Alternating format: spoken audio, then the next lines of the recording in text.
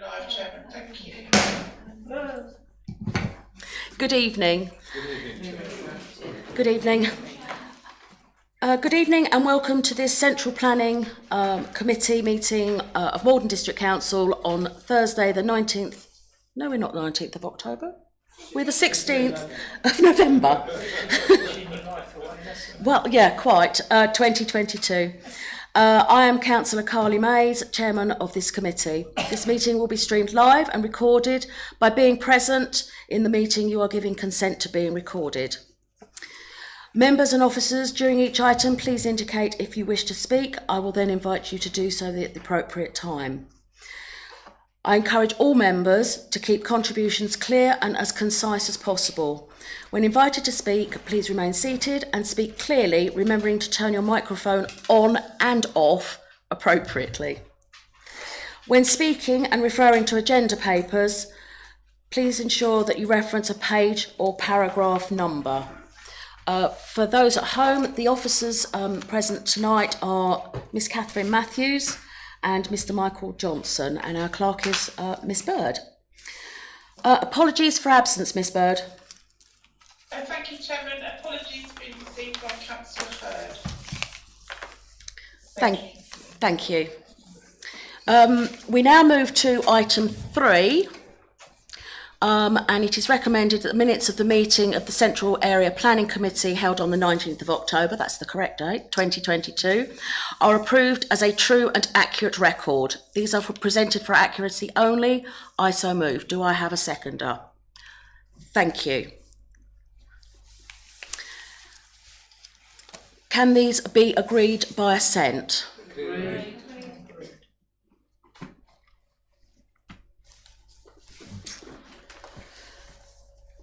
Item 4, declarations of interest. Members are reminded that they are required to disclose the existence and nature of any disclosable pecuniary interests, other registrable interests and non-registrable interests relating to items of business on the agenda having regard to paragraph 9 and appendix B of the Code of Conduct for members.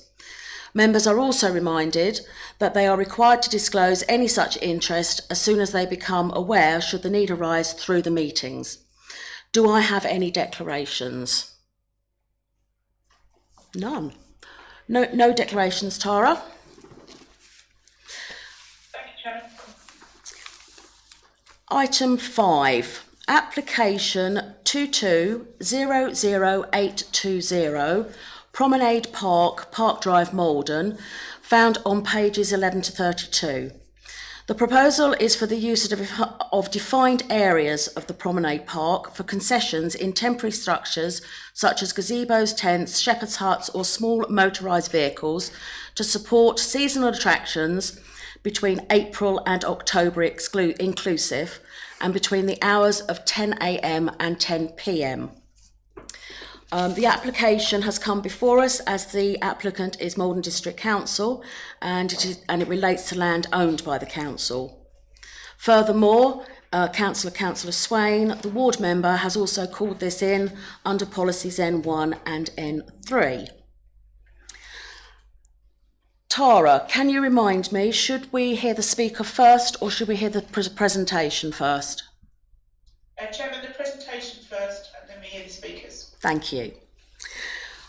Miss Matthews, please could you present your report that was circulated to members yesterday? Thank you. Yeah, it was yesterday. Was it? Okay. Yeah. All right. Thank you, Chairman. Good evening, members. So, as the Chairman has said, this application was deferred at the last Central Area Planning Committee to provide an opportunity for the applicant to provide further information regarding the proposal. So I can quickly run through the presentation, which is the same as last time.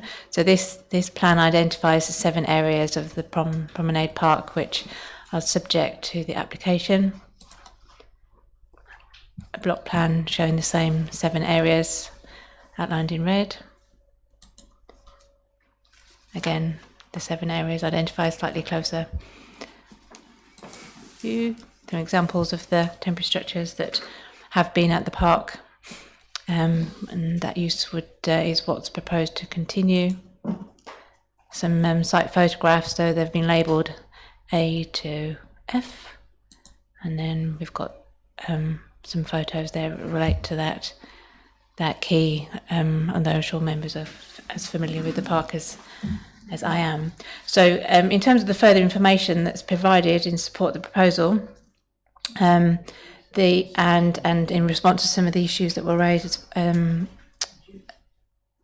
during the debate at the last committee, and which are also in your agenda, so I'm only repeating what's in there. In terms of the management plan for the park, as is referred to in the Maldon and Heybridge Central Area Master Plan, the production of this plan is some way off, 2023 at the earliest.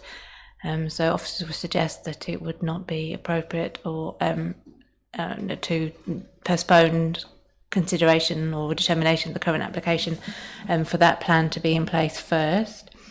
And it's been explained the demand for these types of concessions continues post-pandemic. The council is seeking permission to continue allowing similar concessions to operate from the park beyond the permitted development rights which exist, which is a maximum of 28 days per year. This is to provide the council with the flexibility to accommodate a wide variety of concessions within a choice of locations in the park, to ensure that no opportunities to enhance the provision of facilities in the park are missed for the 500,000 plus visitors per annum. The sites subject to the current application, all sites which have been accommodated concessions in the past, and it's not anticipated that all of the sites will be occupied at the same time. A maximum of 3 or 4 is anticipated, or that they would be occupied for the whole 6-month period applied for, or even for the hours, the maximum hours that are proposed. The council as landowner would control the number and type of concessions allowed within the park, and it would be in the council's interest to ensure that the park remains an attractive visitor destination. The application will allow the council to ensure the site maintains its popularity, can respond to emerging trends, and ultimately stay competitive, so that businesses can benefit alongside visitors looking to enjoy their day out. This application is designed to enable the council to appropriately manage the park, aligned with current corporate and commercial objectives, and provide capacity for future management plans. In the council's, the applicant's opinion, the application is looking to formalise the existing previous established arrangements and to enable opportunities rather than jeopardise aspects that attract users of the park. So as was recommended previously, officers recommend that planning permission is granted, but subject to conditions, including a temporary 3 years limit on hours, limitation to April to October only, for no more than 4 of the 7 locations to be in use at any one time. Details of refuse storage and disposal, details of tree protection, details of a flood warning and evacuation plan, and also the ecological related conditions which have been recommended by the ecologists and consortee. Thank you. Thank you.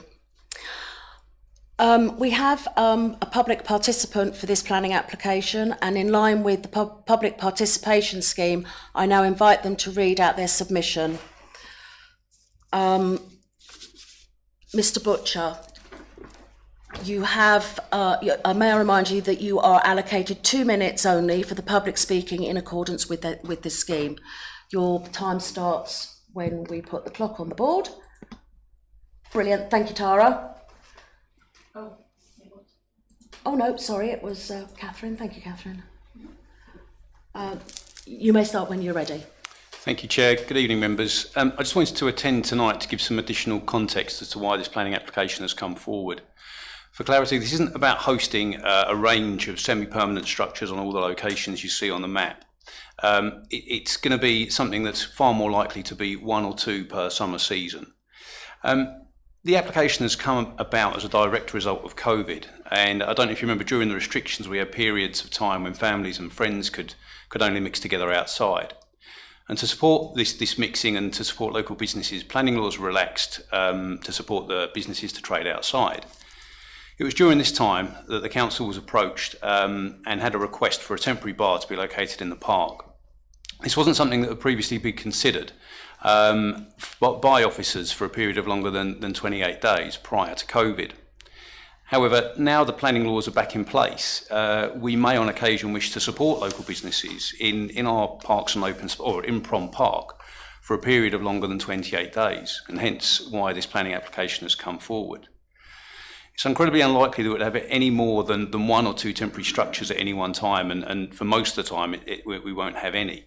But we want to identify a number of areas to avoid repeatedly coming back to committee when opportunities arise.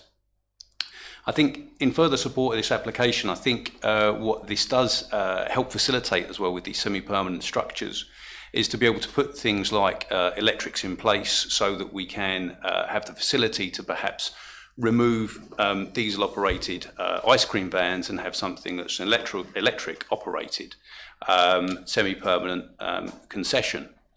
But without this this planning application approved, that may not be likely, and we'll have to rely on things that can come and go on a 24-hour basis. That was all I really wanted to say, Chair. Thank you for the time, and yeah, thanks. Thank you. Thank you, Mr. Butcher. Members, I'm now going to open the floor to debate, and I'll start with Councillor Nunn. Yes, thank you, Chair. It doesn't take a lot to confuse me nowadays at my time of life, but first of all, I'm a bit confused that Mr. Butcher is here talking through the public participation scheme, albeit a very well-informed member of the general public, rather than as an officer. But, you know, so be it. The second area of confusion that I have is that last time this came to us, we sent this back asking for a clearer, more detailed plan of direction for the promenade. And we're being told that that plan is some way off. We've been waiting a long while for that plan, but we're told that it's due in 2023, which actually is a couple of months away, yeah? But Or it it could be depends 12 when in 2023. I would have thought that at the very least we could have had some kind of interim plan of direction, but it's a shame we haven't got that. I've read through the amended report and it doesn't look an awful lot different to me, apart from the ecology that Ms Matthews has mentioned at 1.2 and a bit of clarity at 1.3. But I think that the thing for me is, are we actually saying that these arrangements were made under temporary powers for permitted development for 28 days, but are we simply saying this committee needs to decide on those existing arrangements for a more permanent period of time, or are we giving carte blanche approval to officers to introduce any concessions that they want? Thank you very much. Ms Matthews. Yeah, thank you. Through Chairman, my understanding is that this is to allow the continuation of the use of the park for concessions that had started during COVID and was permitted, didn't need plan permission during COVID because of the extra measures that the government, or the temporary measures the government introduced, allowing some extra development to be carried on without needing plan permission. So it's to continue that, and I think the pandemic has opened council's eyes, I suppose, to a certain extent to the opportunities that do exist, and introduced interest in the park, commercial interest in the park that maybe wasn't there before the pandemic. But it is to continue essentially what has been going on for the last 2 or so years. But now the rules have changed, so permission is now required. So that's why the application has needed now, when it wasn't in the last couple of years when the rules were different. Is that helps? I don't know. Would you like to come back? Thank you, Chair. I think that clarification is helpful, but I'm still wondering whether this is purely to confirm existing and previous concessions, or to allow carte blanche approval for any future concessions? Ms Matthews, do you have a view? I have a view. The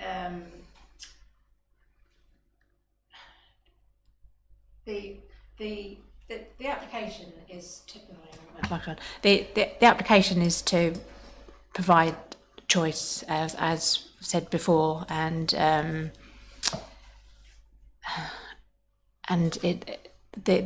all these sites have been used in the past for this type of use, but this is the application is to formalise that and allow that to continue in the future with the council as the landowner assessing and allowing certain concessions to operate from these sites. But my understanding is that not all the concessions that have been asked to go on the site have been allowed to go on the site because they felt that they weren't the right ones for the park, and but that vetting process would continue even with the planning permission in place, if that was the I case. don't want to hog this, Chair, so I'll leave it for now. Thank you. Councillor Lagan. Thank you, Chair. There's a couple of points. I'd say I don't believe that all sites have been used before.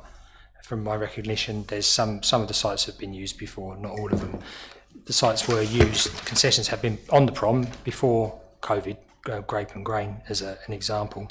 But there's just a couple of points. I'm not against concessions on the prom, which some people might fall over, but I think that they need to be done in a very measured and very planned and very careful way. If you go back to the reason why we deferred the meeting, the actual wording says the chairman proposed that the application be deferred to come back with a further information on the park management plan with a well thought out strategy for the development. This is what's come back is not that. I would agree with you, Councillor Lagan. Thank you, Chair.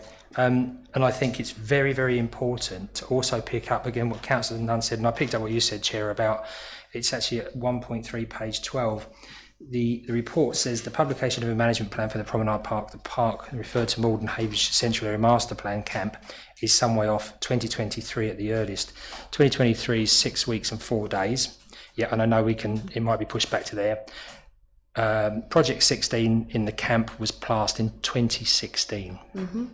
I think it was supposed to be delivered last year, actually. Yeah, it's been spoken about that hasn't been delivered. So I can't really see that we can go ahead with this until we get a well thought out strategy for the development. We've now got the concession strategy, which is a good document and a good thing which we can leverage off. And I think what we need to do is wait until that plan is developed, because nothing's happening in winter.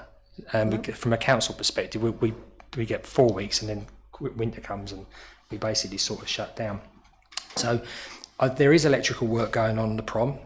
There is electrical points being put down there because I go down there twice a day.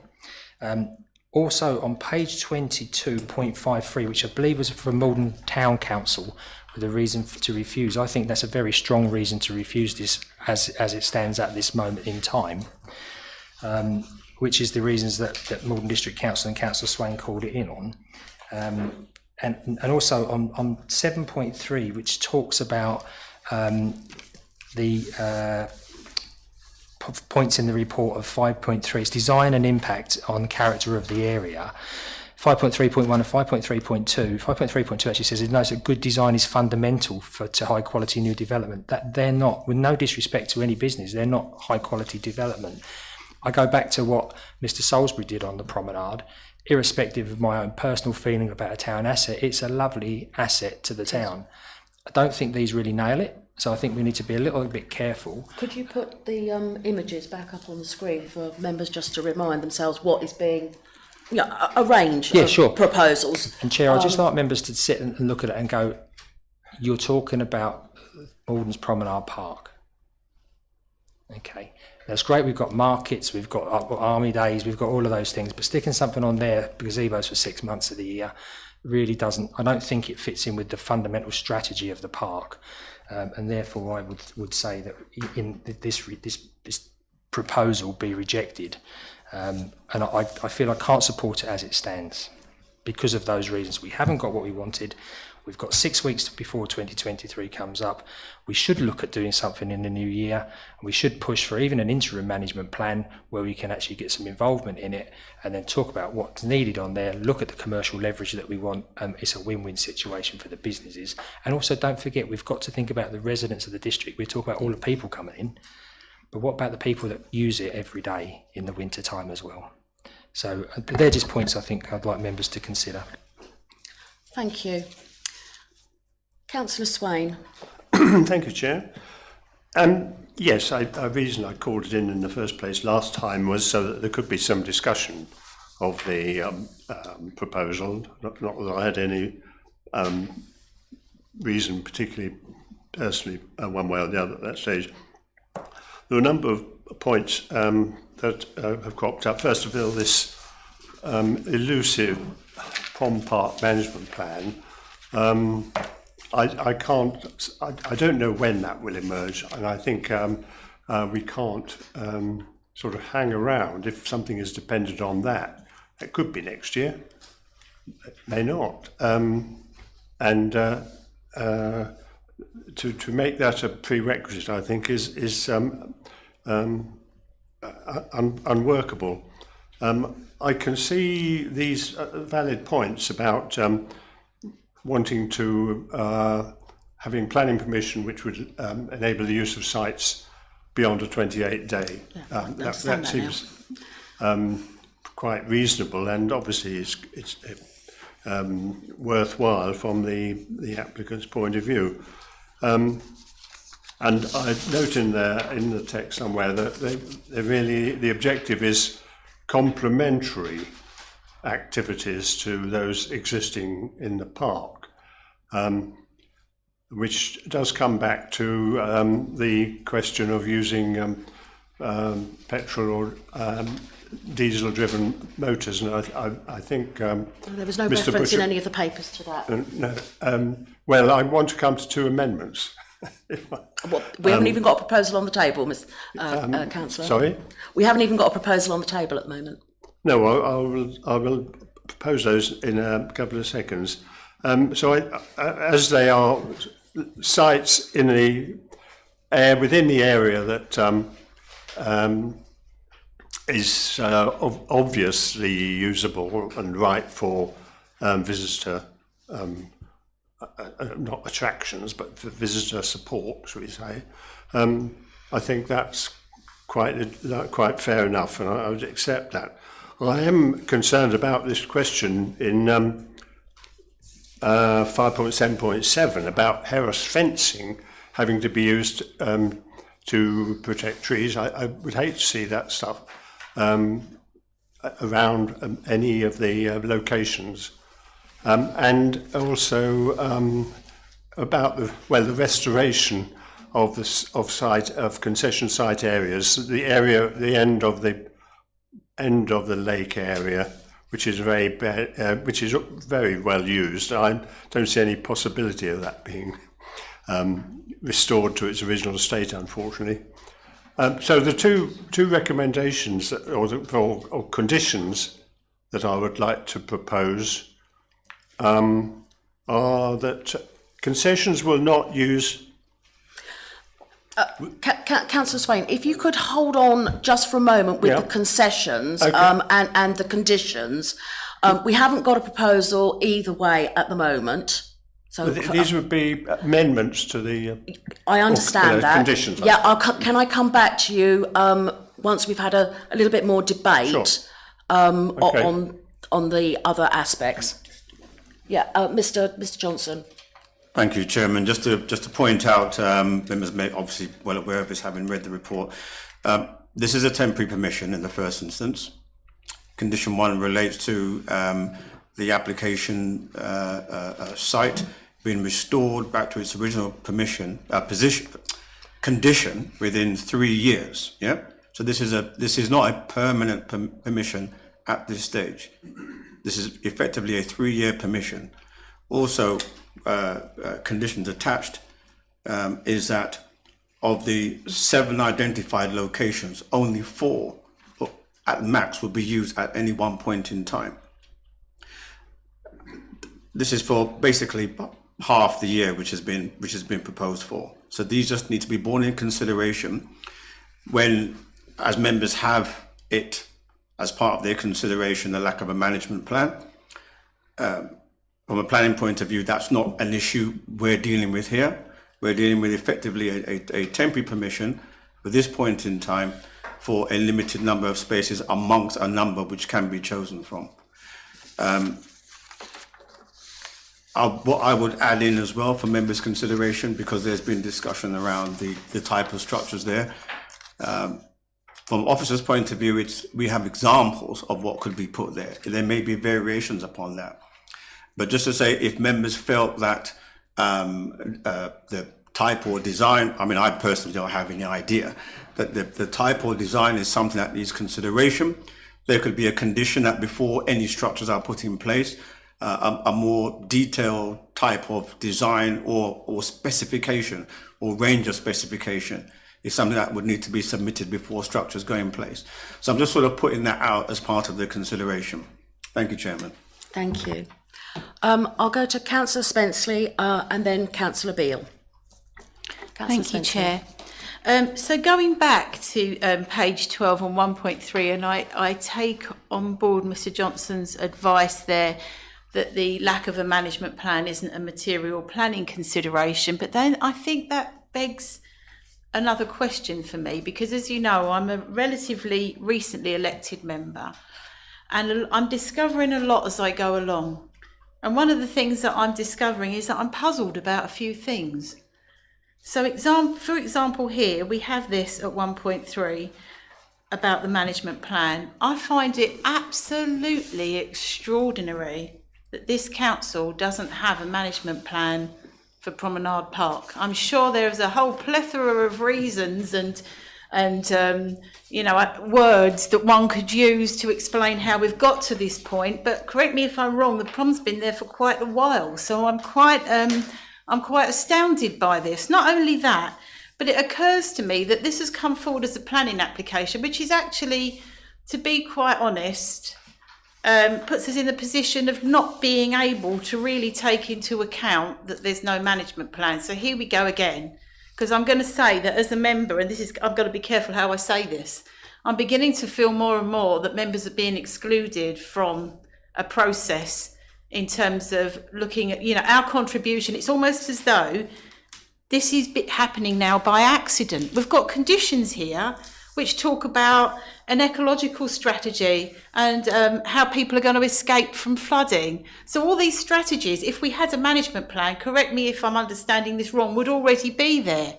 So now what it feels like a little bit to me is we're kind of getting a management plan by osmosis.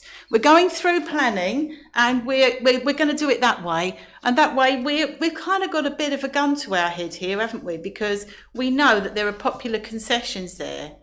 And we know the pandemic highlighted this opportunity. With all due respect, I'm really curious as to why these kinds of opportunities never occurred to anybody ever before. And I'm really feeling now very torn, because I have complete empathy with businesses that are there and know how popular they are. And I'm worried about what it will mean tonight if we refuse this application. And I agree with Councillor Swain that it seems to me that holding off for a management plan now seems as though it might not happen, but I'm also at a loss to understand why it's not actually there. And I do think it's unfortunate that we've had the officer speak as a public participant tonight, because it would have been nice to have an opportunity to maybe ask some questions. Because I'm sorry, but for me as a new member, this is quite disappointing, to be brutally honest. Yeah. Thank you, Chair. Thank you. Councillor Beale. Yeah, thanks for nicking one of my points. There was that, but then if you go to 5.3.2, it says it's basically the creation of high quality buildings. Permission should be refused for development of poor design. And I presume we're going to monitor what these caravans look like before we give permission, are we? I don't think so. Why are we looking at 7 plots when you're saying in your report that there's only ever going to be 4 maximum? Why are we even considering this without a plan, which we've just been discussing? I mean, it can't be too late to leave this till next year when there is a management plan in. So we've crossed the T's and dot the I's. Is this just another MDC? Oh, we need to make some more money. I mean, we've already been told as well within the chat there that basically this is for 3 years for like temporary permission. But are we saying that if we're only using 4 out of the 7 at any one time, I can't understand why we're using 7 and only allocating 4. The other thing as well is if someone drops out, who is it then down to replace them? Is it the officers saying, oh, well, we've got a space vacant now. We need to, whatever, vet these people to see if it's something that we want. You know, who's going to manage the change once they've got permission? I think we ought to be waiting until we've got a management plan in place, so at least we can cross the T's, dot the I's, and I think we're all legal and above board then. But to me, it's just a half-cocked idea. You know, to even put in there that it needs to be good design. I mean, can you imagine that top left caravan turning up? How's that going to improve the area? Well, it did. I don't disagree with you at all, Councillor Beale. My own comments, I'll come to you just a moment. My own comments are on the design. We don't know how big they are. We don't know the scale. We don't know proportions. We don't know mass. All of these things seem to have been ignored in this planning application, whereas we would be insisting on them in any other application from any other applicant. I am very disappointed. I had hoped that this application wouldn't come back to committee quite so quickly. It's been a month and would have actually been much more substantial in its offering and in its design perspective, and it hasn't. And I am, like others, hugely disappointed. I'm going to go to Councillor Stilts and then I'm going to go back to Councillor Lagan. Councillor Stilts. Thank you, Madam Chair. I'm a bit confused, like everybody here. As you say, I would like to have seen some drawings and some plans of what these temporary structures would have looked like rather than being caravans and gazebos. But the other thing that confuses me is that the officer mentioned that if we pass this application, it would allow them to put electrics in. There's no mention of electrics on this plan at all. And if you go to the flood risk and drainage on 5.6.2, it actually says there will be 1 stall above the flood level during each of these designed flood events. So does that mean that the electrics would all be underwater?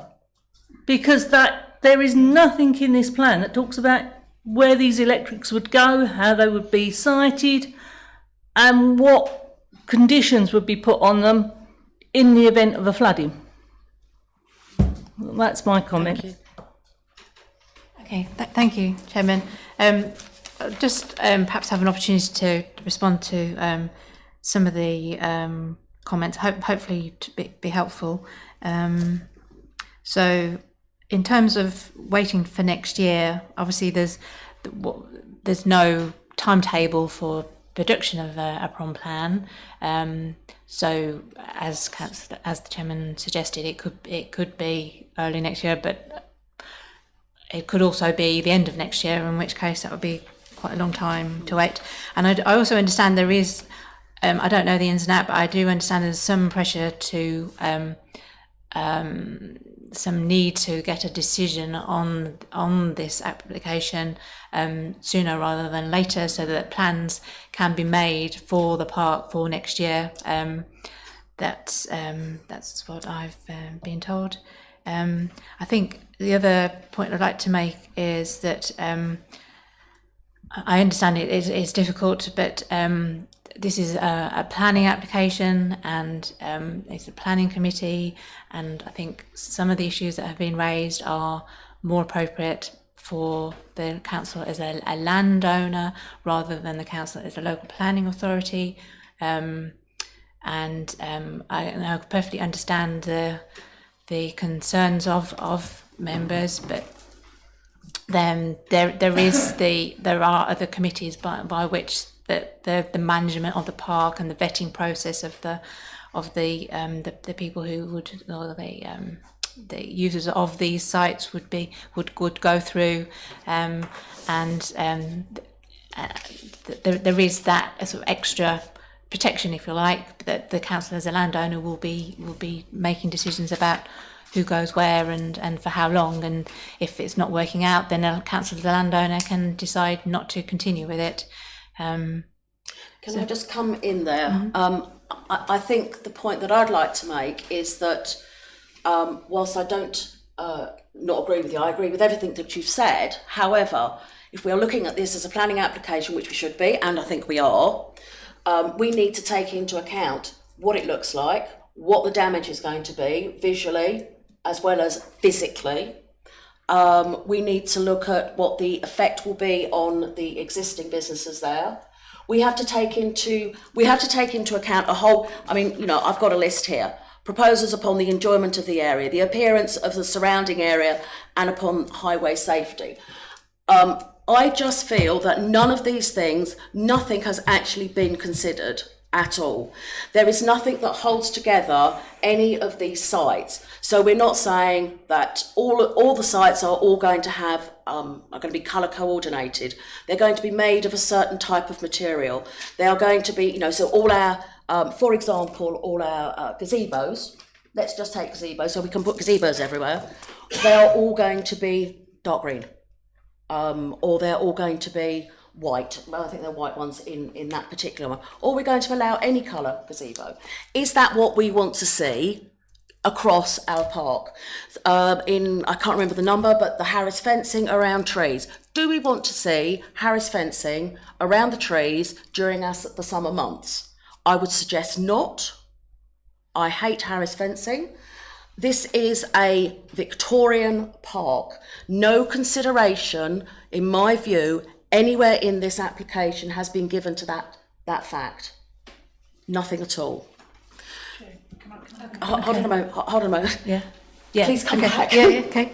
I don't, in specific reference to the Harris fencing, I don't think that necessarily that's not what has to be installed. I mean, there's lots of ways of protecting trees. Harris fencing is one of them, but that's but there are other ways of doing it. And as Mr. Johnson has said, in terms of what these concessions are going to look like, it's perfectly within the council's powers as planning authority to impose a condition requiring that details are made available and are agreed before the development is carried out, so that there are controls there that could be put in place through the planning system to retain the control, and perhaps hopefully that would allay concerns about what these concessions are going to look like. And these are only examples. So if there are if such a condition is imposed and these examples are not acceptable to members, then they can be excluded through that process. So you're suggesting that we rubber stamp this and then use conditioning in order to ensure that everything is suitable for a Victorian park? That power exists. Yes. I thought we were only supposed to use conditions. They are not supposed to be in there for that purpose. Didn't think that was what they were for. Covering what a development looks like is perfectly reasonable, and there is a material planning consideration what development looks like. So conditions, for example, if permission is given for a house, then it's perfectly reasonable to ask for samples of materials so that I will further details of windows. So design and appearance is covered by conditions every day. Almost every application has got a condition on that relates to something to do with design and appearance. So yes, that is perfectly within powers and not unreasonable. So yeah. So in terms of, I think Councillor Benson, you said about would like an officer here to answer questions. I think in response to that said, well, there is always the opportunity, and I always encourage members to ask questions about things before the committee. If members do have questions that they would like answered at committee, then please let us know in advance, and answers can be provided. It is very difficult during committee to have answers for questions that are not anticipated. And in terms of the officer who's here being here as he's here as the applicant, and we thought it would be unfair if he was here in any other capacity for other applicants who can't come along and answer questions and almost join in the debate. The other thought I had, or comment I was going to make, is that if the lack of a prom plan is of particular concern to members, which sounds like it is, again, going back to the conditions that have been recommended, we're recommending a 3-year period.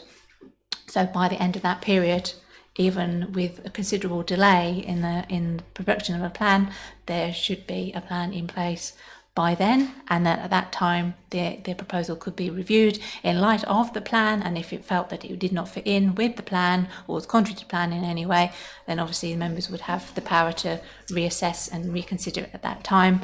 And the 3-year temporary period would also give the council as a local planning authority an opportunity to see how the development was being carried out, and if there are issues or concerns raised, then again that will be an opportunity to review the decision that's been made.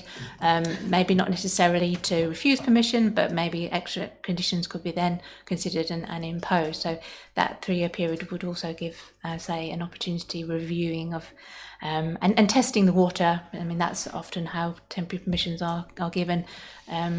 To see how things go, and if things aren't going well, then you've got an opportunity to say no, or impose different conditions, or come to a different decision in some shape or form.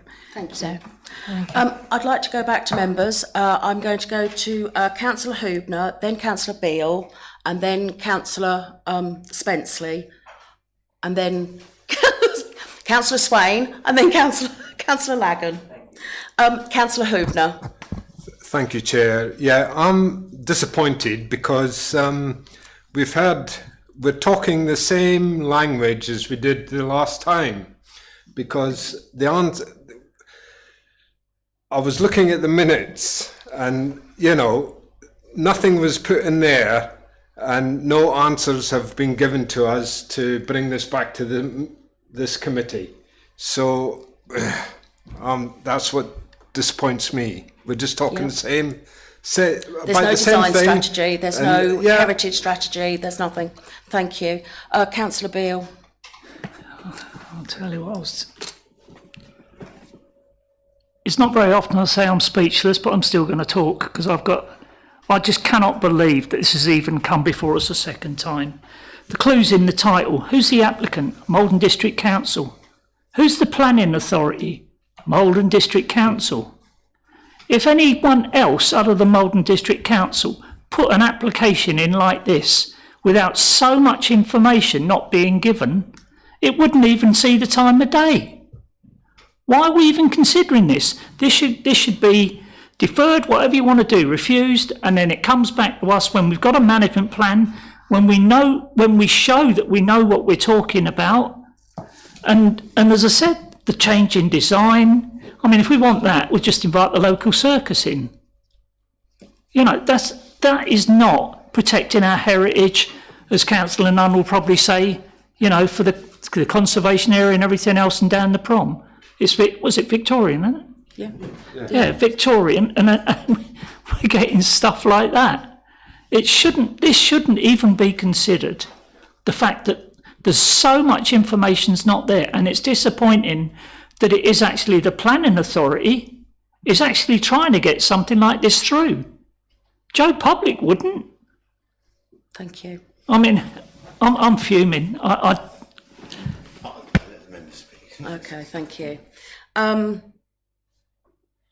Spenceley. Yes, I just wanted to come back on the assertion that we should just read this and have asked questions days before. I think we asked questions at the last committee. We did. So I think, actually, I'm not sure what question I should have asked. The lack of a master plan is the lack of a master plan. And with regard to having an officer here to answer questions, I wasn't expecting Miss Matthews or Mr Johnson to be able to answer questions around why we haven't got a master plan, because as Mr Johnson said, it's not really a planning issue, and that was part of my point.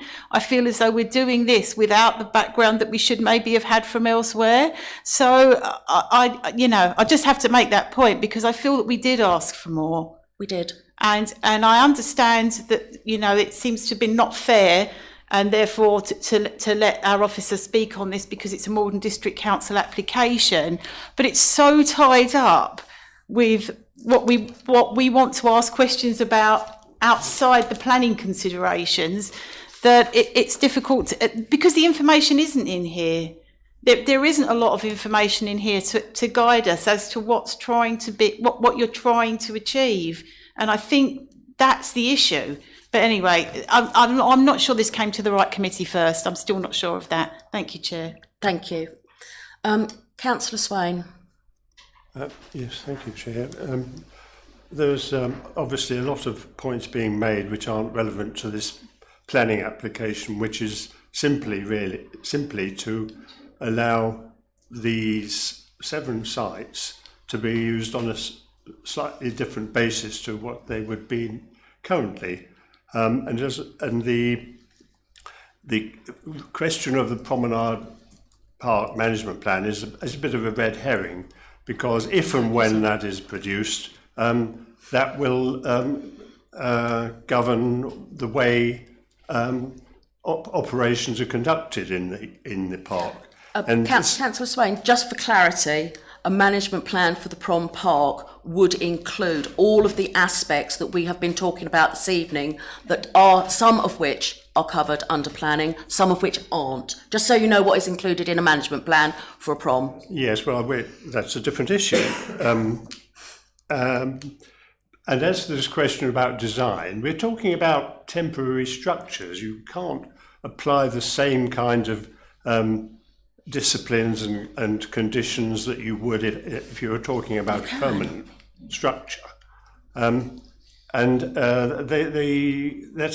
are purely operational issues which fall outside this application. That's how these sites might be used. It's nothing to do with whether they are able to use them.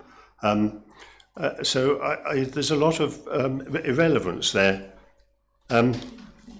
As to the environment of the park, I would remind members that Queen Victoria died 120 years ago, and times have changed, and the way the park is used and the kinds of population that use the park and want to use the park, and the kinds of interests that people have now that bring them to the park from a much wider area than they ever did in 1900 or 1910 are so fundamentally different. The one aspect of the Victorian Edwardian era that I would suggest is relevant is the question of quiet enjoyment, but that comes down to the nature of the concessions and activities that take place on the park, and that falls outside the planning area. That would come under the management plan or other management of events. I think actually noise and that sort of thing does come under planning and is considered under planning.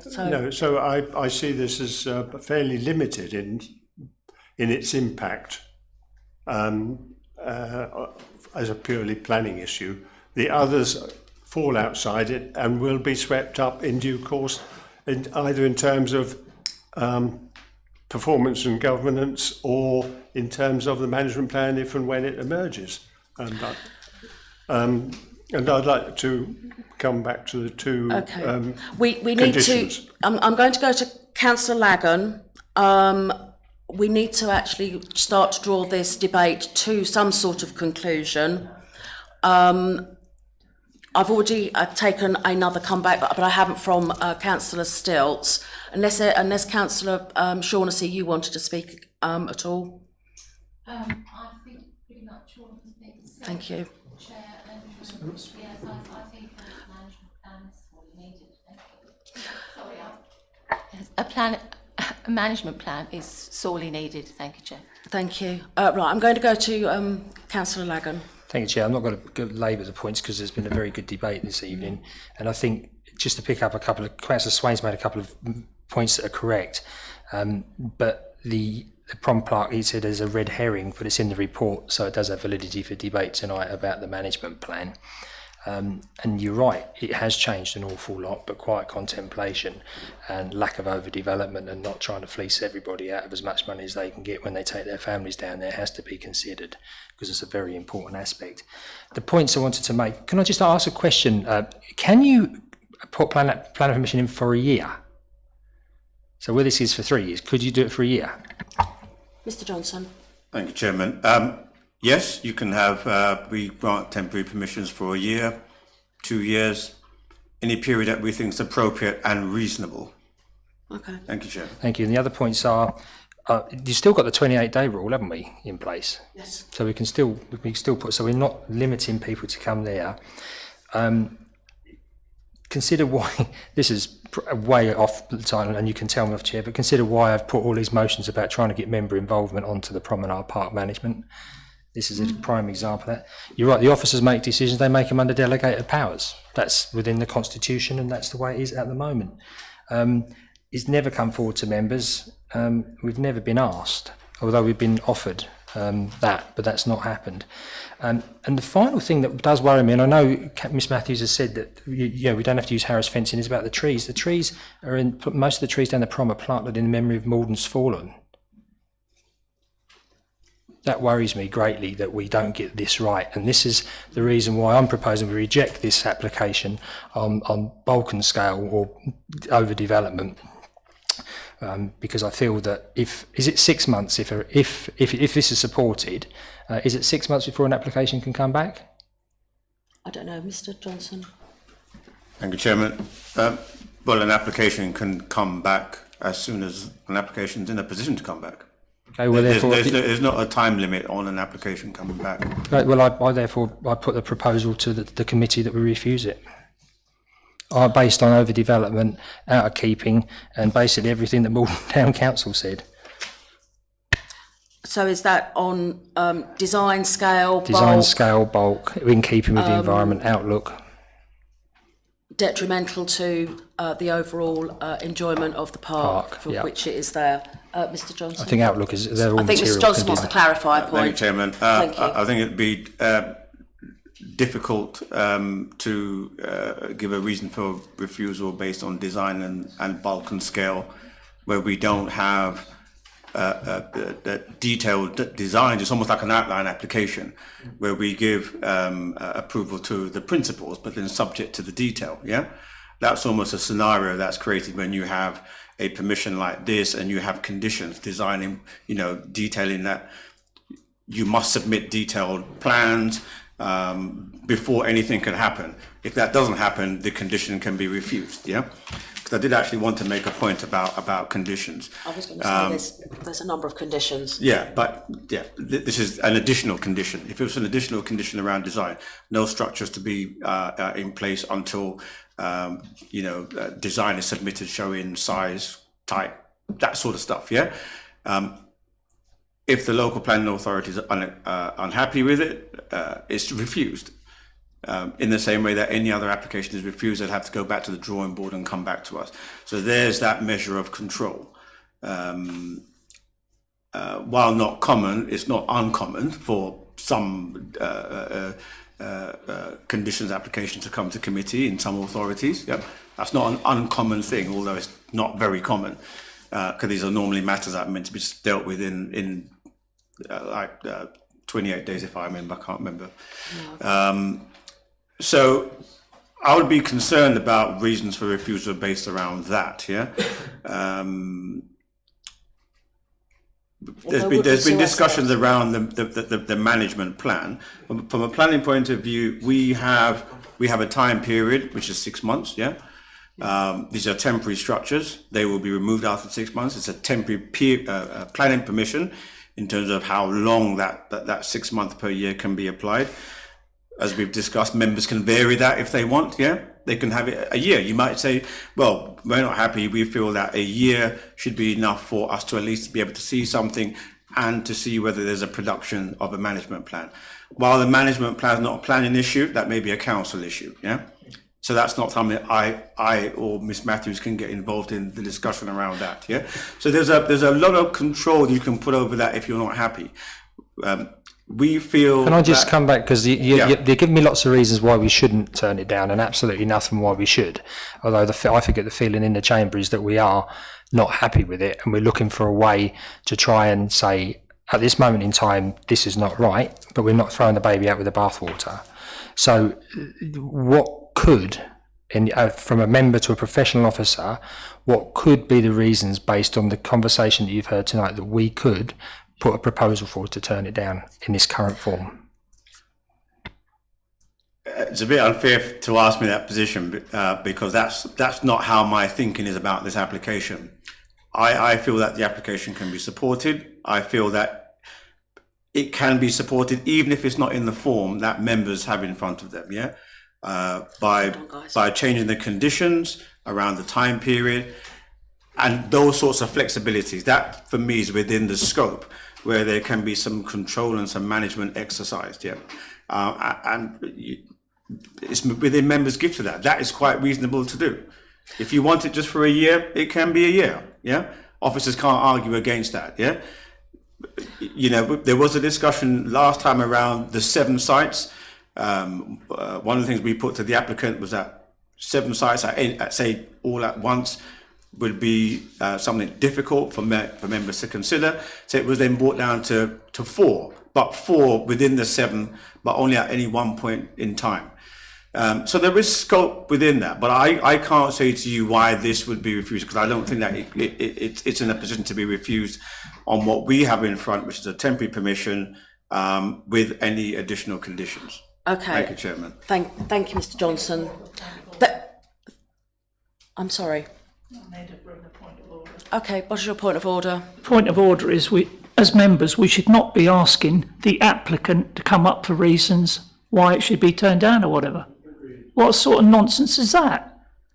People have tried it before, and they say to the planning officer, "What reasons can we give?"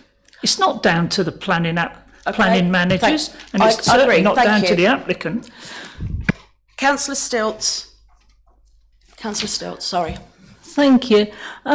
As for these temporary structures, there are other councils that actually build temporary structures that are put out. People use them, people hire to use them, and they're taken away. If we did that, then we would have proper designs of a temporary structure. And I would say that we should refuse it on lack of planning information.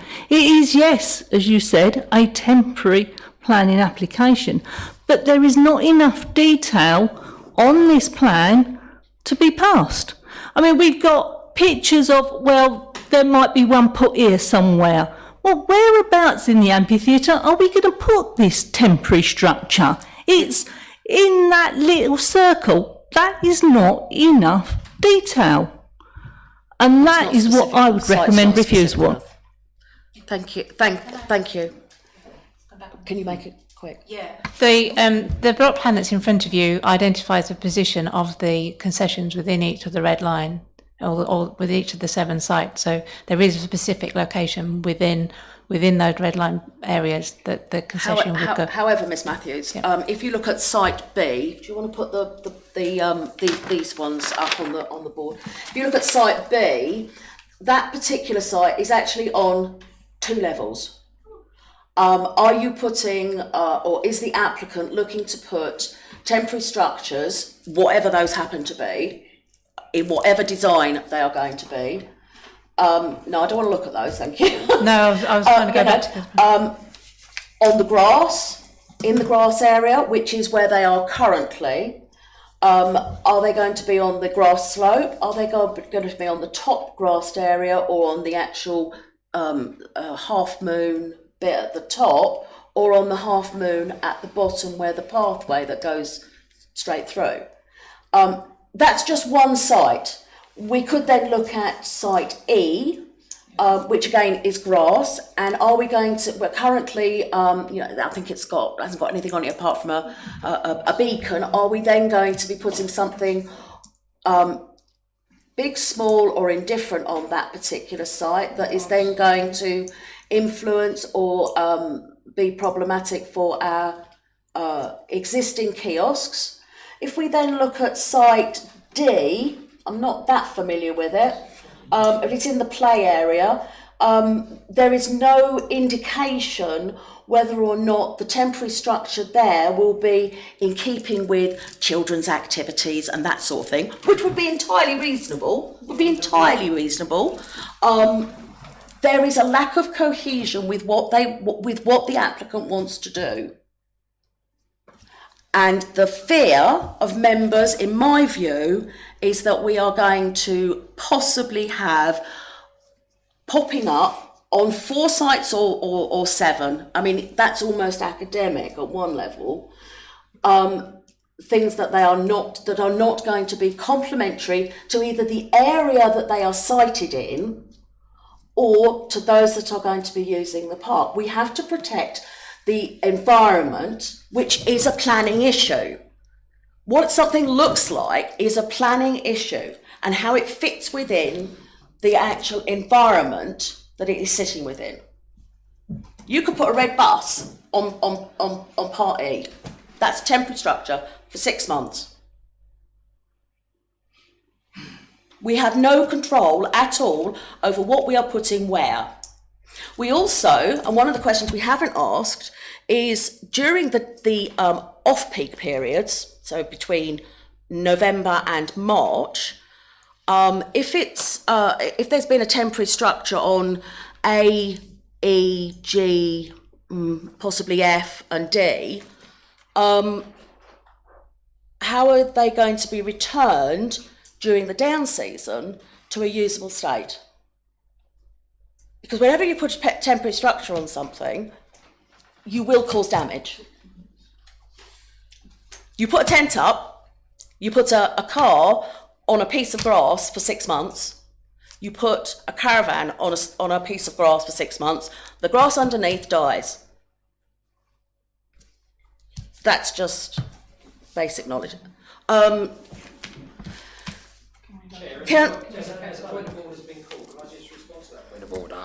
So if that's true, what Councillor Bill has said, so I want to apologise to Mr Johnson if I've put him in any position that was unacceptable, because all I'm trying to do is to reach a compromise so that we get the best result for the parks. But I apologise on record to Mr Johnson if I put him in an untenable position. Thank you, Councillor Lagan. Councillor Nunn. That word there, compromise. I just wonder if a happy compromise might be, and people might disagree with me, is that we agree that the existing concessions should continue as they are in their current locations for 1 year, but no further concessions or no further locations be considered without the submission of a detailed Promenade Park plan. Is that a proposal? It is. Second. Okay, I have a seconder. Can I have the exact wording you're proposing, Councillor? Tara. Are you there, Tara? My memory's not that good, but so that we approve the existing concessions to continue. We can't approve the concessions. Sorry, I'm trying to do what you asked. We can only. We're talking about planning, so we can only approve the sites. Can you please wait, because Councillor Nunn is making a proposal, and I'd like to hear exactly what he says before we move on. When using the word concessions, say temporary structures. Yes, so that we allow those existing temporary structure concessions to continue in their current locations or their locations for a period of 1 year, but that no further structures or concessions or locations be considered until we have a prom plan. Or I'll be even more flexible and say, or at least an interim prom plan. Well, is that So acceptable? I hope that's clear for Mr. Councillor Johnson? Swain, Chair. It isn't. Can you wait a moment, please, Councillor Swain?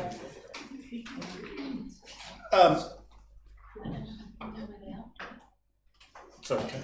I'm not sure we know where they are, the existing ones. Well, this is it.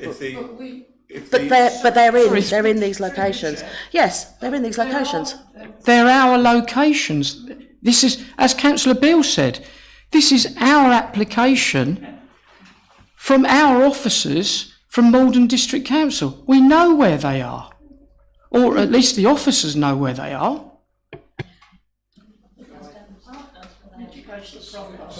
Right. Well, I mean, all I can say is my understanding that the existing sites aren't exactly aren't exactly consistent with what's been proposed. So that really wouldn't be the application that we can make a decision on. That one's additional.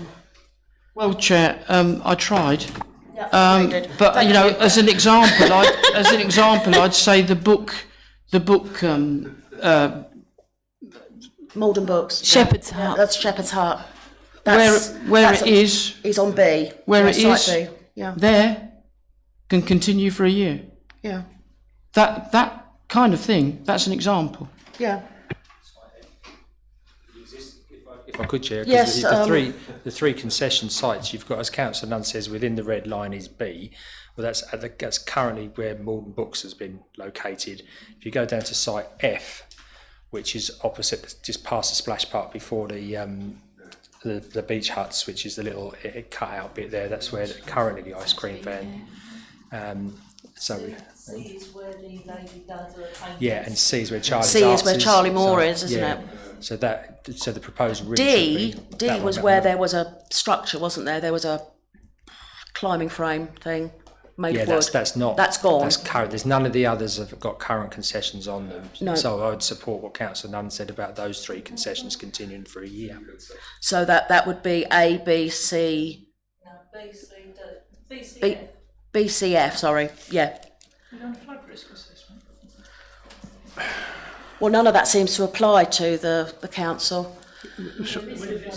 Surely what we're talking about is agreeing that certain sites should be continued to be used for concessions.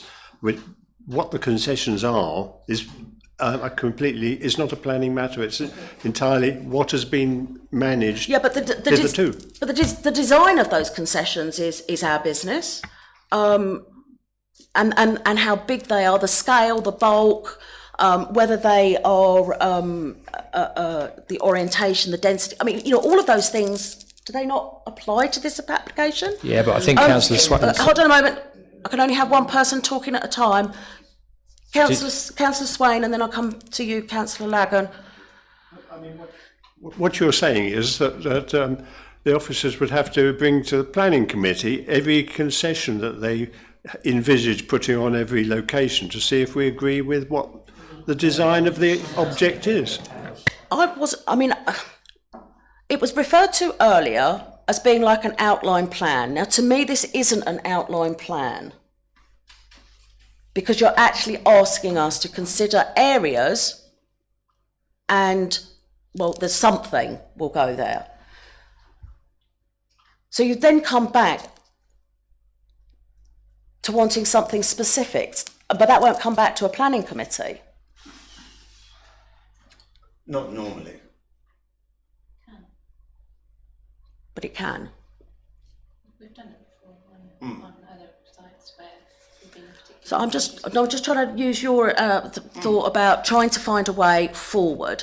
Councillor Lagan. I think Councillor Nunn's found the way forward. I think that if we put the proposal forward that those sites that we mentioned are supported through this application, and there's an amendment that the other sites are not supported, and that It's under delegated powers, isn't it? I can't ask you. Sorry. No. It's under it is, because I've learned this. There's significant delegated powers that currently exist that allow decisions to be made. So if we gave the red light to the sites and we said yes, those 3 sites can be used only, and with the rest of Councillor Nunn's seconded proposal, Yeah, that's already a proposal on the table. what we can then do is we then hand it over to the officers to actually manage those concessions for a year. What they are and what they'll be, they may not be the current people who were there. That can be dealt with surely within this application. For design, because that's what members are afraid of. Well, there would be no permission after 12 months, so if they want to continue, they'd have to come back. Okay. Councillor Dunn? Just a point of clarification, next time we have a presentation about the prom, can we make sure we get the river right as well? Oh. Yeah. It says the The Chelmer. Chelmer. Never mind, doesn't matter. So proposal Okay, so on the we have a table. proposal on the table that we approve 3 of the sites. I'm just making sure. So that is site B, C and F as currently for 1 year. And that has been seconded by Councillor Spenceley. Is that correct, Councillor Nunn? Yes, and any further submissions subject to the prom plan, or at least an interim prom plan. Did you get that, Tara? And I know, Chair, that Mr Johnson might say that's not a planning consideration, but it's our application. I just need to make sure. Tara, did you get that? I did, Chairman. I would just like to go back because the original proposal that was seconded is different and doesn't refer to the sites. And are you, when you refer to the sites, referring to a plans that is... Oh, yes, we are. ...that you are referring to? Has this... It just needs to be, sorry, it just needs to be a bit clearer, sorry. No, that's fine. The plan that we're referring to is in the presentation plan, and it is the site photographs of the surveyed areas. That plan was submitted as part of the application. Yes, it was. Yes. It wasn't one I've made up. No. Okay, thank you. Okay. Are you happy with the wording for the approval? So we are saying, we are proposing that we approve the sites B, C and F as outlined on the site photos of surveyed areas that were submitted. Yep. For a period of 1 year only. Yep. And you're saying that no further structures or no further locations be considered until an interim Promenade Park plan has been submitted. Yes, I think yes. Yeah. That is exactly yes. That's it. That's perfect, and that was seconded by Councillor Spenceley. Yes, Doctor. Thank you, Chairman. And I just wanted to Mr. kind Johnson. of come back to Councillor Nunn a bit, because there's nothing. Oh, you might. I'll turn it off. So there's nothing wrong. There's nothing wrong with members giving advisory comments, yeah, because it's members' advice that that any future application be supported with a management plan. So I just wanted to draw that this distinction. I'm not saying that, even if I say it may not be a material planning consideration in terms of the type of application we're looking at, there's nothing stopping members from giving their advisory comments, and that be minuted. Thank you. Grateful, Chair, to Mr Johnson for his clarification. Thank you. I would just like to run through the conditions that we have so that everybody is absolutely clear. Restoration, well, obviously it's only for 1 year, and then the authority will have to come back to take that forward. Everything is subject to the plans that have been submitted. The hours are Monday to Sunday, 10 a.m. till 10 p.m, including bank holidays, April to October. And we've approved 3 sites, B, C and F. A refuse plan will need to be submitted prior to any opening. Protection of existing trees submitted to prior opening. I'll come back to you in just a moment. Flood warning and evacuation plan submitted prior to opening. All enhancements and mitigation as per the ecology letter statement of of July 22, and that there should be a biodiversity enhancement strategy prior to opening, detailing the designs that will be used to mitigate. Mr. Johnson, you also suggested that we should approve the designs before they are, because members are concerned about the design aspect, and that you said that we could condition for that. Yes. We can condition for that. Okay, so we will also condition for the design aspect as well. Are members content with the conditions? Councillor Stilts. Thank you, Madam Chair. I'm surprised that we're going to let them stay open until 10 o'clock at night. Has any of the officers been in the park at 10 o'clock at night? Because are we putting in extra lighting? Because the park shuts at dusk, or whenever dusk is, but the park, if you walk through there in the night, is really black, and the lighting we've got only lights the pathway. So I just wondered. Mr. Johnson, Ms. Matthews, has that been considered? Through Chairman, I did query the hours that have been asked for, because as it was raised as a concern as part of the debate last committee, and again that these are maximums, and the response I got is that it was not envisaged that there would be concessions opening till 10 o'clock p.m. regularly. There might be the odd day during the summer on a Saturday night when it's light till that sort of time that they might be there, but it's not something that is going to be consistent. It was just, again, to give flexibility, so that all interests in the park could be considered, and that it wouldn't have to be turned away because of some limitation. But there is, in the same way as we recommended 3-year permission, then members are talking along the lines of a temporary permission. The hours could be reduced. It could be limited to Fridays and Saturdays. I mean, it could be reduced if that is a concern. But as officers, we don't think that and that's necessary. But that is something within your power to do as well. Thank you. Mr. Johnson, did you want to add anything? No. Okay. Councillor Lagan. I get really worried about the words that it wasn't envisaged, and that we don't feel. I think we can't leave it that broad. Sorry? Did you disagree with that? I think what we've got to do is we've got to say, well, we need to be clearer to say, the park has an opening and a closing time. So the concessions are open from 10 o'clock in the morning and until the closing time of the park, which in summer is longer than it is in winter. And you don't need extra lighting put up, because as a member of the public, the antisocial behaviour that could go on out there would be worrying, And I think it would be very fair to the operators to know the times when they have their opportunities. Quite flexible. You put it in there. Councillor Lagan, I mean, how do you feel about dusk?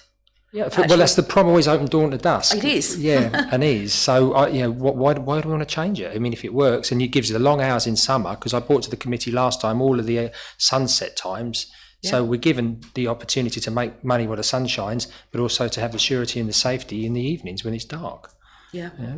I think actually, till sunset is a good call. Yeah, I was going to suggest that it needs to be a time that is nationally recognised, if you like. So dusk is, isn't it? It's lighting up time. It's called lighting up time. Awesome. Can you do 30 minutes before dusk to give them time to close down and then leave? Sunset. But as long as it's a time that it talks about enforceability of the condition. So as long as it's a time that can be checked and can't be argued against, then and is clear, then yes, that could be. I would suggest that 30 minutes before sunset, as per the tables that you look up. There is national records of daylight time, so we're just going to that. just seems safer and more clear for the people. And we're happy with that as the condition, yeah? Are there any other conditions that members want to consider? Councillor Swain. So we're basically approving this, but limiting the number. We haven't voted on it yet. Sorry? We haven't voted, but we will in just a moment. Basically, the proposal has come down to approving this, but in respect of certain sites. Correct. And others then would remain on a 28-day basis. Correct.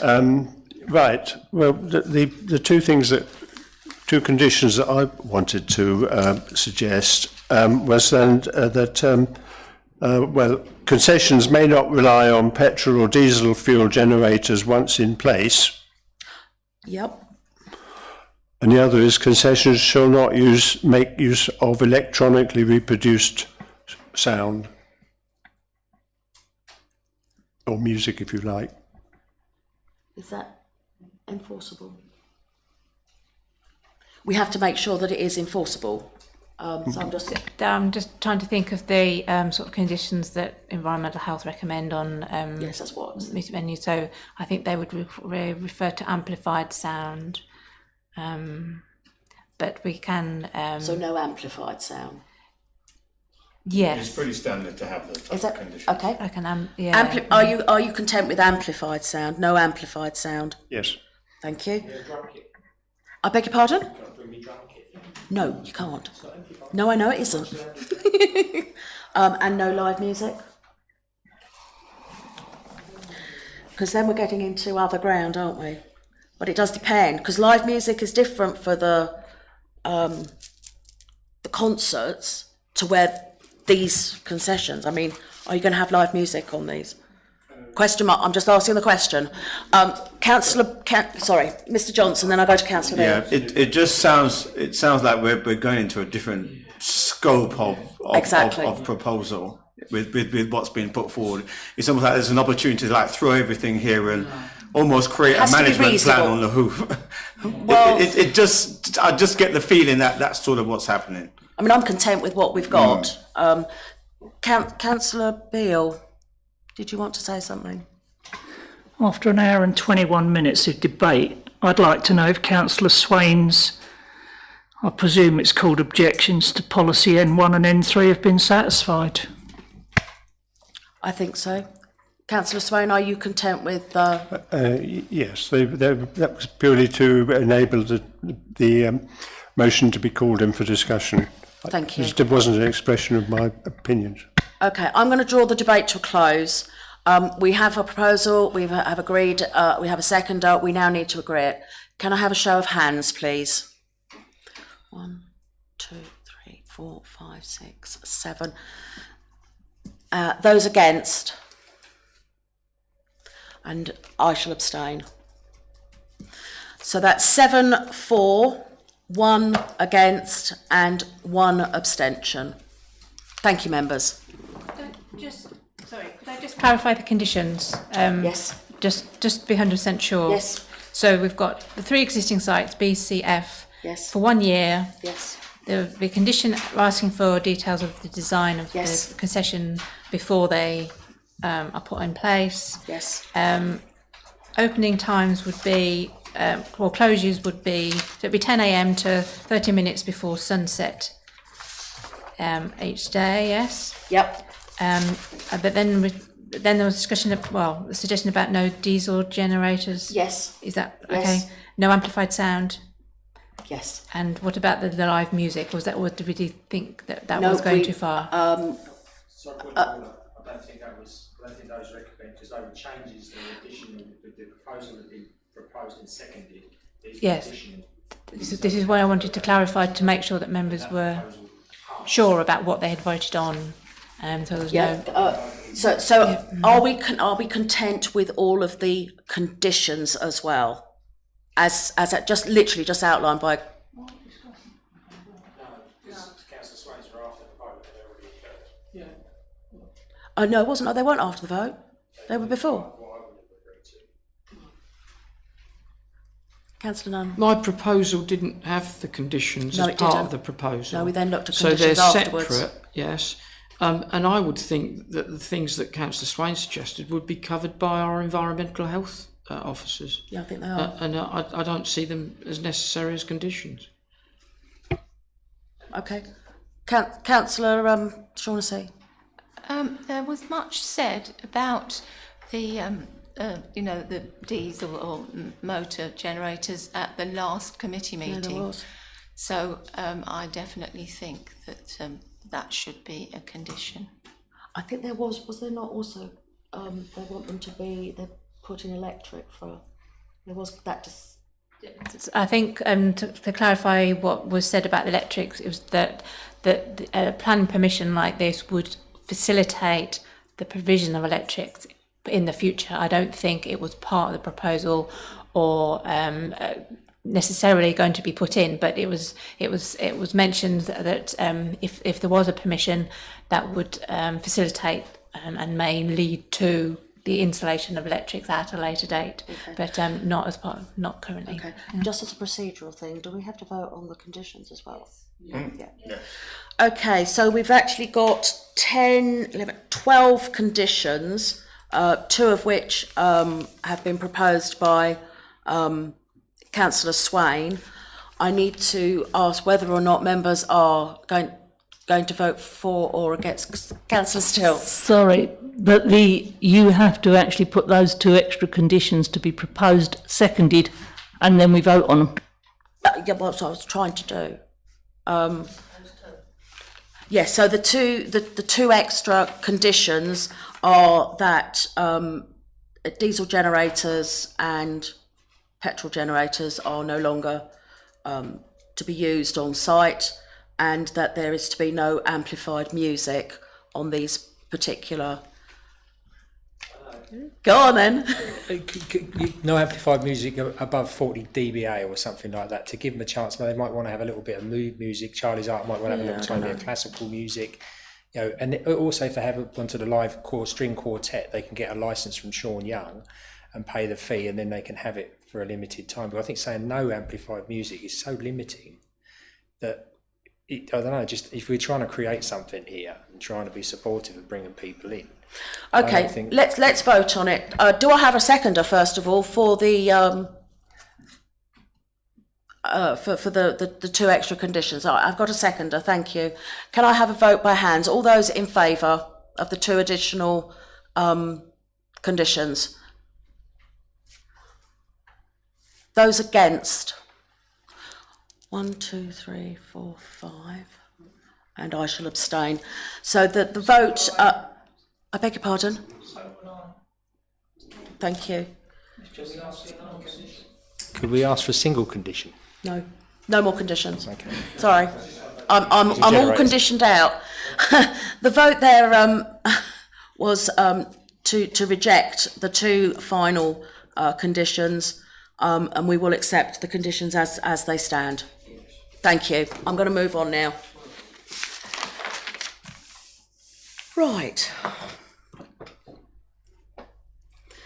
We now move to item 6 in your pack, application 2200983, found on pages 33 to 41.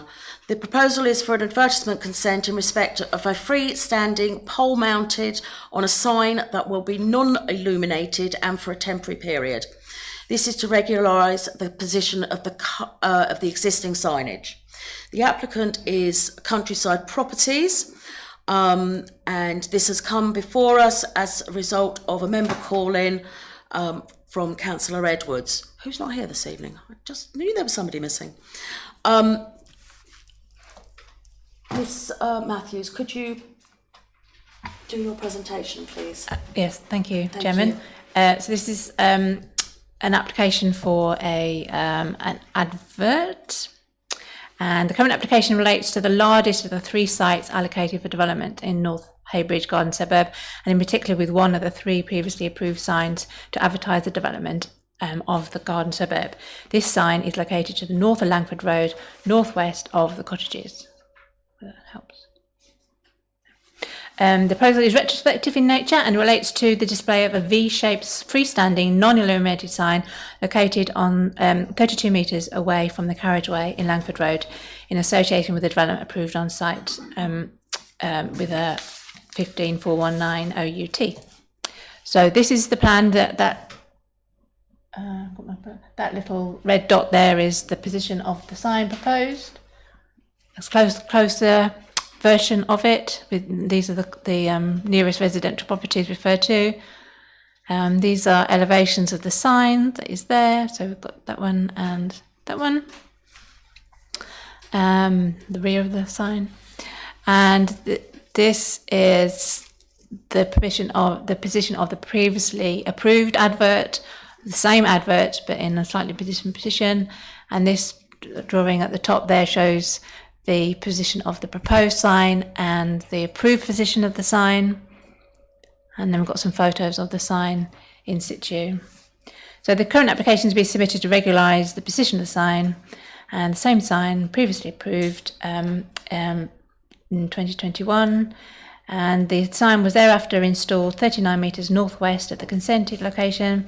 The sign is visible from Langford Road, but it was positioned further away from the further away from the road than the previously approved sign, and also further away from the nearest residential properties, and therefore would actually have a lesser visual impact from public vantage points. And having taken all considerations into account, it's found the currently authorised position of the sign does not have a detrimental impact on the visual amenity of the surrounding area, and in terms of public safety would improve sight lines of vehicles using the new roundabout at Langford Road. Therefore, subject to appropriate conditions as recommended, it is considered that the application should be approved. Thank you. Thank you, Ms Matthews, brilliant. I was going to open it up. Councillor Spenceley and then Councillor Nunn. Hello, yeah, could I just get some... Yeah. Sorry, I beg your pardon, I didn't look. No, can't. Sorry, it's my understanding that the speaker can't speak on this item. No. That's it, sorry. So what I was going to ask, because I'm probably being dense, but I just want to make sure that I've got this absolutely right. Sorry. So can I have assurance that if this were approved, would the pre-existing approval still exist? So could we end up with, because we're saying this isn't an additional one, but then it's already approved, isn't it? So at the other location. So I'm a bit confused, that's all. I just want to get some clarity on that, please. Through you, Chairman, that is, it's not my application, so I just came here to present, but I don't know if there is a condition recommended, but that is certainly something that could be imposed so that the developer has a choice between the two, but doesn't have to, just to avoidance of any doubt. It may not be possible legally anyway, but there wouldn't be any harm, belt and braces, possibly to put that condition on, to make sure that they only get the permission for the one. Chairman, it is a retrospective thing. The sign is there and it is big. Yes, it is. It is a retrospective. Yeah. But they're looking to move the sign back. That's right. No, it has been moved back. Oh, it's already been moved back. It was not put in the position in which it was previously approved. Oh, right. Okay. Yeah. I think. But I think with Councillor Spenceley's point was that in getting approval for this, they could effectively have two permissions. Yeah, no, I get that. So, yes, so the I see belt exactly. and braces to ensure that doesn't happen is sensible.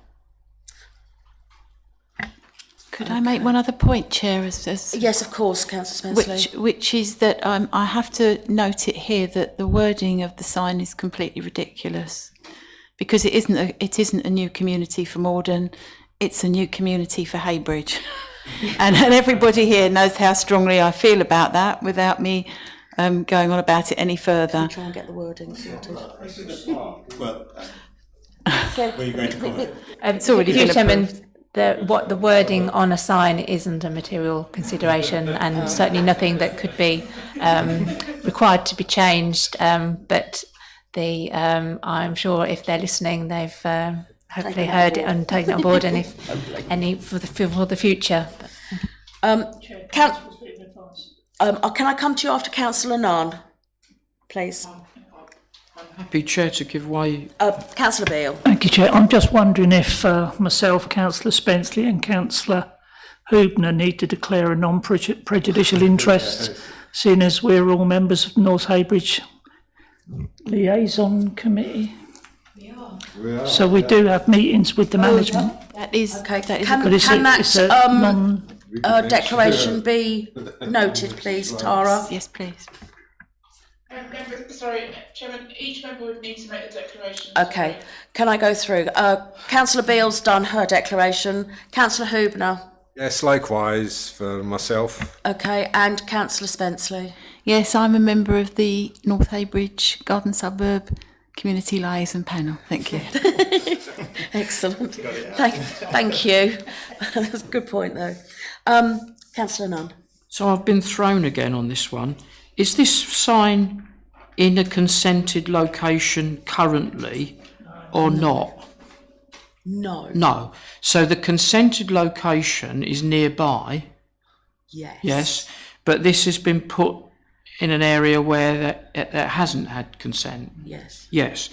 And hence your point, Councillor Spenceley, about the Having two. Yeah. The other two, potentially. So, unfortunately, this is retrospective.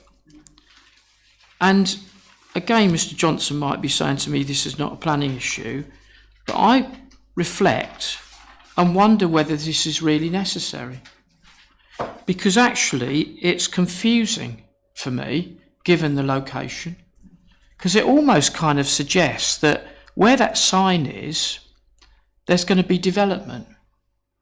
Now, that may or may not be the case, I don't know.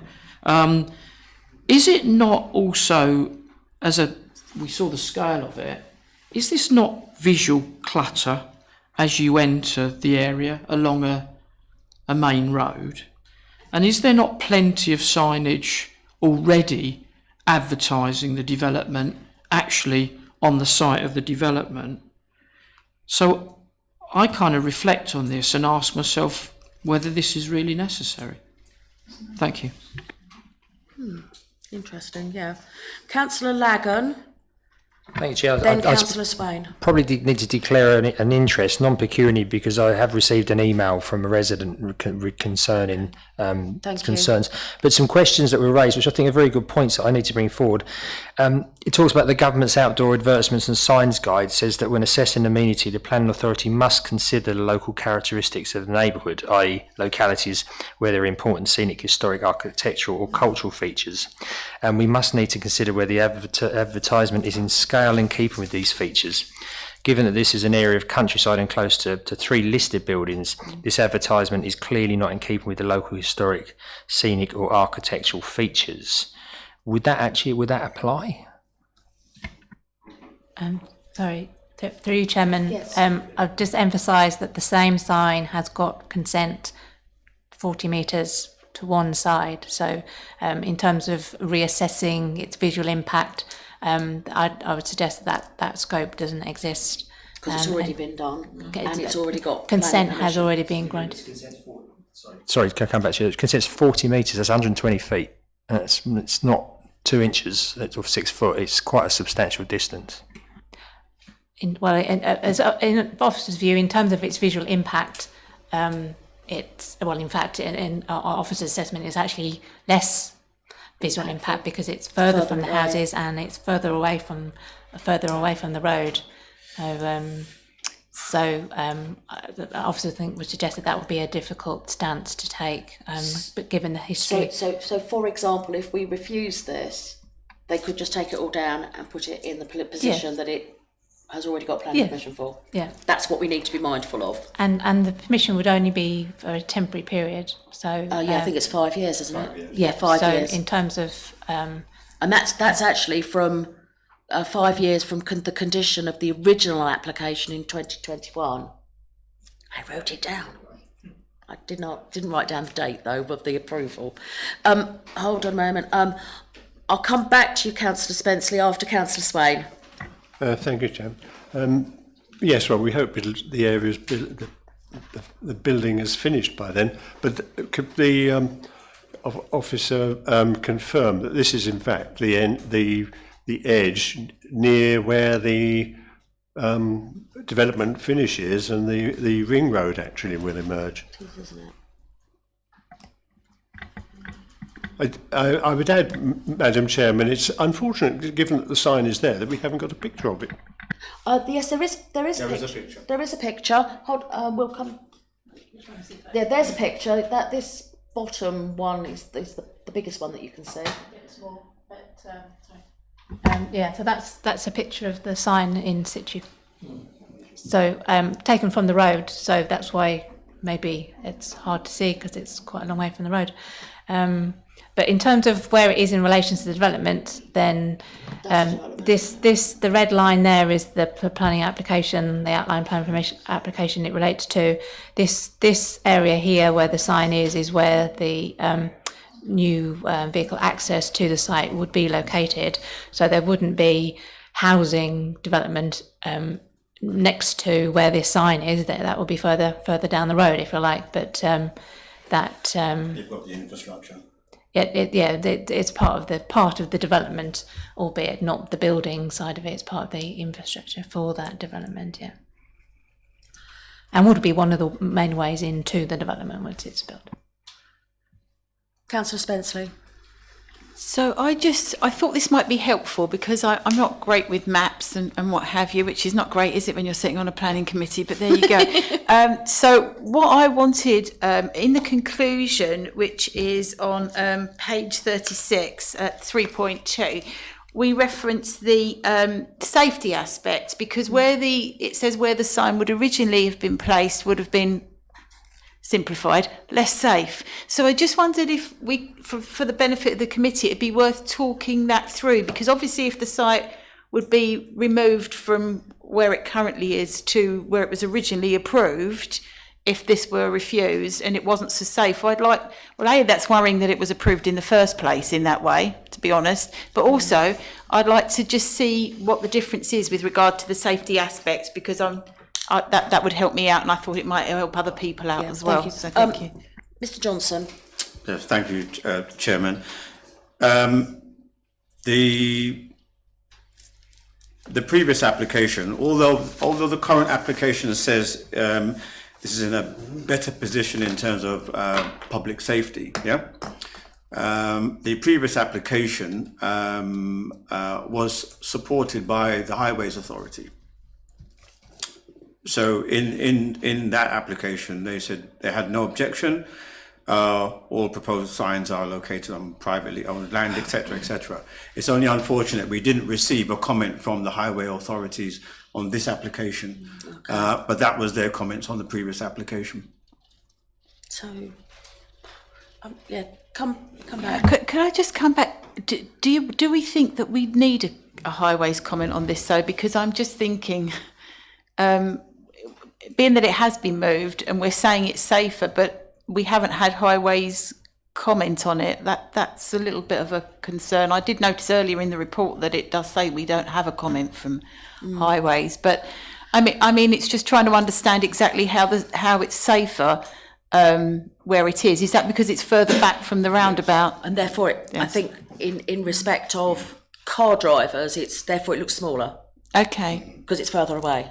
Okay. Well, that was how I read it. Yeah, yes, exactly. I mean, the thing is, when we're considering advert applications, there are sort of strict guidance around how you assess it, you know, and it's basically around public amenity and highway, public safety. In terms of the safety elements, is it going to be a distractant to drivers? I'm sure those of us who drive are aware of what signage can do to you. Hence this being, or the emphasis in the report that it's not illuminated, so it's not sort of providing that sort of lit distraction that can take your eye away from the road, that sort of stuff. Distance is also part of it because it's not sort of in your face. Although the other one was acceptable, it met the threshold. This is an even better location. So for officers, if we feel that there's something we can mention that will make a scheme even more attractive, not that the other one wasn't acceptable in itself, then we will just raise that. And that's what was said in this report. So was that the reason why it's been moved? Was that the driver, or was it the request of Countryside? I'd just like to... Okay, well, I mean, obviously, while that's not an issue for the consideration, but we understand it's something that operationally came up as they're progressing on with the development, the position of the road, the roundabout, and that sort of stuff. Yeah. So those are their considerations as to why it was moved. It's just unfortunate they didn't come to us beforehand. Before moving it. Yeah. Okay. Any other, Councillor Beale? Yeah, I think we're just doing a paperwork exercise here. It's up there anyway, but I'm pretty sure there's no houses round there anyway. It's mostly the bypass. I think it is. So it's surplus to requirements, but at the end of the day, can we put a condition in that actually cancels out the previous planning application for what was where it should have been? Yes. But for some stupid reason, they put it wherever. Yes. Yes, I have got that. That was covering the. Yeah. Okay. Do I have a proposal from anybody?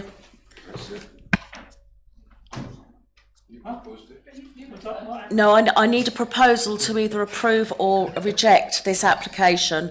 Councillor Stilts. Well, I propose that we accept it, but on the condition, as Councillor Beale said, that we put in a condition to say that this cancels out the first application that they received, so they cannot now build two of these. Do I have a seconder? Councillor Beale, thank you. Shall we take a vote? All those in favour, could you show your hands? 1, 2, 3, 4, 5, 6. All those against? Thank you. Any abstentions? And myself. That's carried. Tara, that was 6-4, 1 against and 2 abstentions. Yes, I've got that. Thank you, Chairman. Thank you very much. Thank you, members. Appreciate your time. And thank you, officers, for your contributions as well this evening. The time is now 9:17 and I'm going to close the meeting. Thank you.